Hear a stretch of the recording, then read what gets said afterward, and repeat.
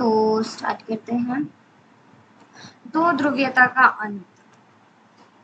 शीत युद्ध का जो प्रतीक था 1961 में बनी बर्लिन की दीवार को 9 नवंबर 1989 को जनता द्वारा तोड़ दिया गया था।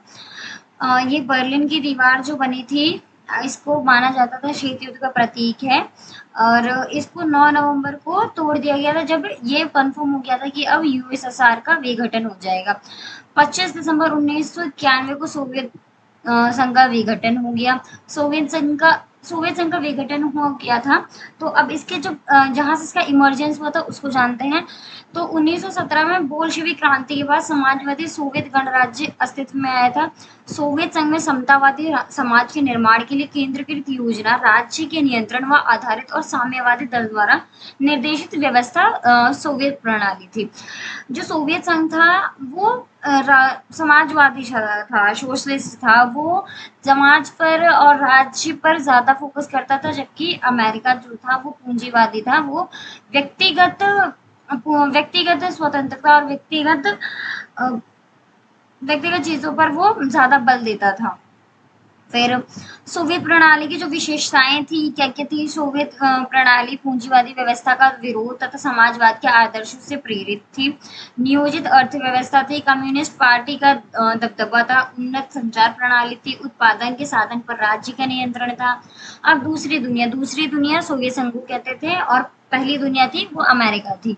पूर्वी यूरोप के देशों को समाजवादी प्रणाली पर तर्ज ढाला गया और इन्हें समाजवादी खेमे या दूसरी दुनिया कहा गया। मिखाइल गोर्बाचेव थे, ये सोवियत संघ के राष्ट्रपति थे।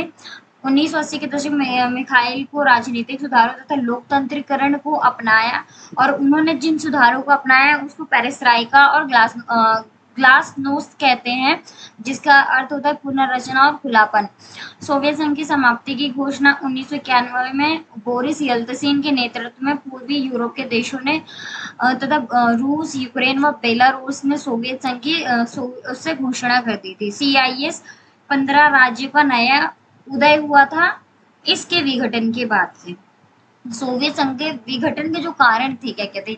नागरिकों की राजनीतिक और आर्थिक आकांक्षाएं पूरी न करना, प्रणाली पर नौकरशाही का शिकंजा, कम्युनिस्ट पार्टी का अंकुश, संसाधनों का अत्यधिक उपयोग, रूस की प्रमुखता, प्रणाली का सत्तावादी होना, अर्थव्यवस्था का गतिरोध होना, राष्ट्रवादी भावना और संप्रभुता की इच्छा का उभार तथा पार्टी का जनता के प्रति जवाबदेही न होना। अब देखते हैं सोवियत संघ के विघटन के परिणाम क्या क्या हुए थे। परिणाम हुए थे शीत युद्ध का संघर्ष खत्म हो गया, अमेरिकी वर्चस्व, अमेरिका एक ध्रुवीय रह गया, विश्व में एक ही महाशक्ति बची, हथियारों की होड़ समाप्त हो गया, 15 नए देशों का उदय हुआ, रूस उत्तराधिकारी बना, शक्ति संबंध में परिवर्तन आए। फिर देखते शॉक थेरेपी, बहुत ज्यादा इंपॉर्टेंट है। इसका शाब्दिक अर्थ होता है आघात पहुंचाकर उपचार करना। साम्यवाद के पतन के बाद सोवियत संघ के गणराज्यों को विश्व बैंक और अंतर्राष्ट्रीय मुद्रा कोष द्वारा निर्देशित साम्यवाद से पूंजीवाद की और संक्रमण के मॉडल को अपनाने को कहा गया। पहले इन्होंने समाजवाद का जो पूरा जो देश था, समाजवादी देश, सोवियत संघ को उन्होंने पूरा खत्म कर दिया। फिर उन्हीं के देशों को विश्व बैंक और IMF को द्वारा उनको मुद्राएं उनको मुहैया करवाकर उनको साम्यवाद से पूंजीवाद की और संक्रमण की, साम्यवाद छोड़ के समाजवाद छोड़ के उस पूंजीवाद के मॉडल को अपनाएं। इसी को शॉक थेरेपी कहा गया। इसकी जो विशेषताएं थी, मिल्कियत का प्रमुख, इसमें निजी स्वामित्व था, राज्य संपदा का निजीकरण था, सामूहिक फार्म की जगह निजी फार्म था, मुक्त व्यापार, पश्चिमी देशों को आर्थिक व्यवस्था से जुड़ा। इसका जो परिणाम था क्या क्या था। पूर्णतः असफलता, रूस का औद्योगिक ढांचा चरमरा गया, रूबल में गिरावट आई, 90% उद्योगों को निजी हाथों या कंपनियों को कम दामों पर बेचा गया और इसको इतिहास की सबसे बड़ी गैराज सेल कहा गया। आर्थिक संकट, खाद्यान्न संकट और माफिया वर्ग का उदय हुआ।